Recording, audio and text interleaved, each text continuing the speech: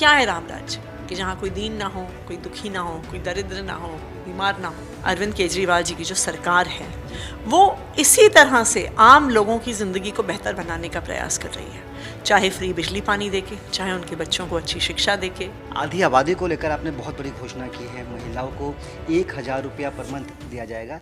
Madam, क्या ये scheme और उसके लिए क्या क्राइटेरिया आप लोगों ने रखा है? दिल्ली में आम आदमी पार्टी सरकार ने 9 साल पहले जिस राम राज्य के सपने को पूरा करने का संकल्प लिया, वो उसे पूरा करने का वक्त आ गया है। दिल्ली की फाइनेंस मिनिस्टर आतिशी ने दिल्ली सरकार का 10वां बजट पेश करते हुए राम राज्य की परिकल्पना पर बात कही है।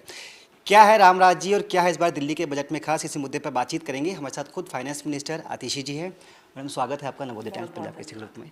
76,000 करोड़ का बजट है और आप बार बार कह रहे थे कि राम राज्य की जो परिकल्पना है, जो आपका सपना था, उसे इस बार पूरा किया जा रहा है। क्या है राम राज्य, क्या है, क्या करने वाले हैं?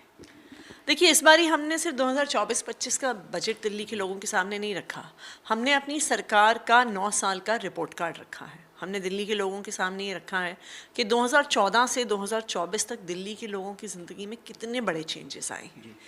और अगर आप देखिए कि जब 2015 में हमारी सरकार बनी तो हम इस राम राज्य के ही परिकल्पना से प्रेरित थे। क्या है राम राज्य कि जहाँ कोई दीन ना हो, कोई दुखी ना हो, कोई दरिद्र ना हो, कोई बीमार ना हो।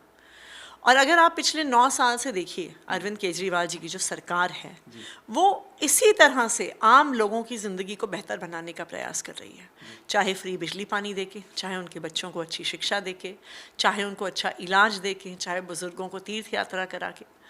तो केजरीवाल सरकार का ध्येय ही ये रहा है कि जो पंक्ति में आखिरी व्यक्ति है उसके बारे में हमें सबसे पहले सोचना है। आधी आबादी को लेकर आपने बहुत बड़ी घोषणा की है, महिलाओं को 1,000 रुपया पर मंथ दिया जाएगा। मैडम, क्या ये स्कीम और उसके लिए क्या क्राइटेरिया आप लोगों ने रखा है?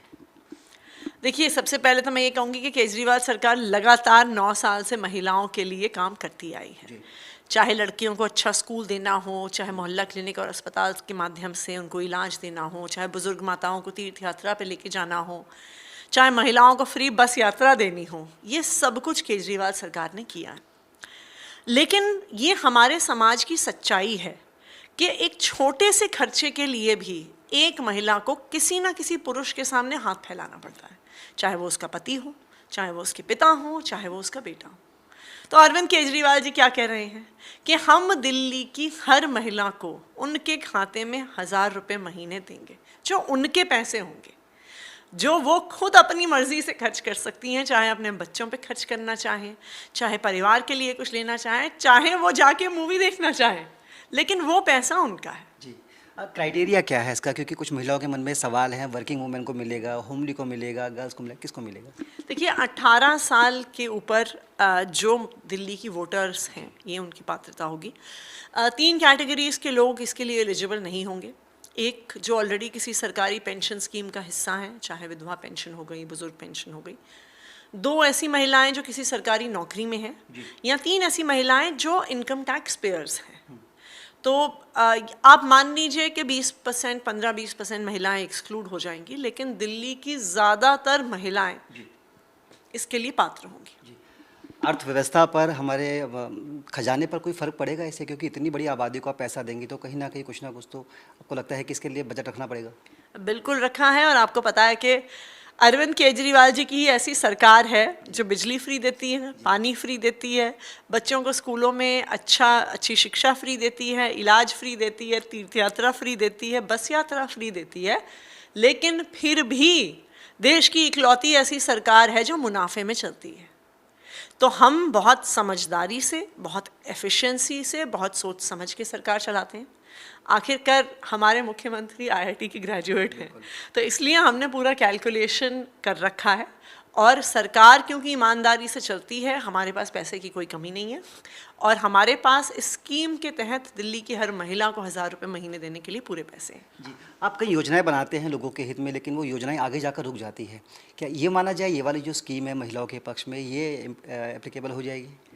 देखिए, जैसा मैंने आपको कहा, हमने इस बजट में अपने 9 साल का रिपोर्ट कार्ड रखा।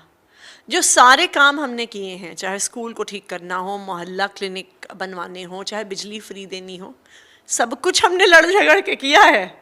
ऐसा नहीं है कि पिछले 9 साल में कोई बड़ी आसानी से काम हो गए हैं, लेकिन दिल्ली वालों को पता है अरविंद केजरीवाल अगर कोई एक बार चीज़ ठान लें तो वो करके रहते हैं।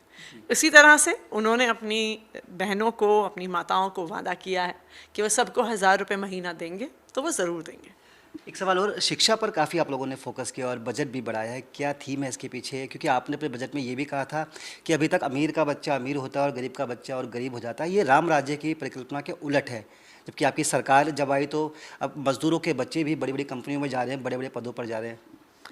देखिए, हमारी तो यही कोशिश है कि चाहे बच्चा गरीब परिवार से आए या अमीर परिवार से आए, उसको अच्छी से अच्छी शिक्षा मिलनी चाहिए। देखिए, टैलेंट अमीरी या गरीबी को देख के नहीं आता, टैलेंट तो हर बच्चे में है। अगर हम उसे सही अवसर देंगे तो हमारे गरीब परिवार से आने वाले बच्चे भी आगे बढ़ेंगे। आप देखिए, पिछले साल ही दिल्ली के सरकारी स्कूलों से 2121 बच्चों ने नीट और जेईई का एग्ज़ाम क्लियर किया।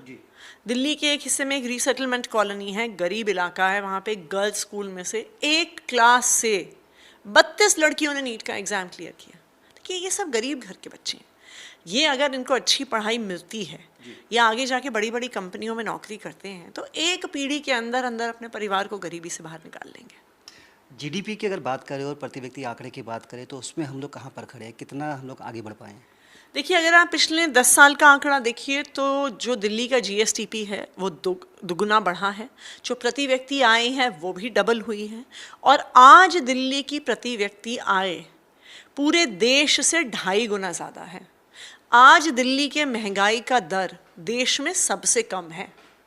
तो ये अरविंद केजरीवाल जी की सरकार का जादू है कि हम सब कुछ, हर सुविधा दिल्ली के लोगों को देते हैं, फिर भी हमारे खजाने में पैसा रहता है और दिल्ली के लोगों की जेब में भी पैसा रहता है। चलिए मैडम, बहुत बहुत शुक्रिया और शुभकामनाएं भी इस बजट को लेकर। दिल्ली के अंदर पानी फ्री है, महिलाओं के लिए बसेस फ्री है, इसके साथ साथ दिल्ली की आबादी के लिए दिल्ली सरकार ने एक बड़ी सौगात दी है।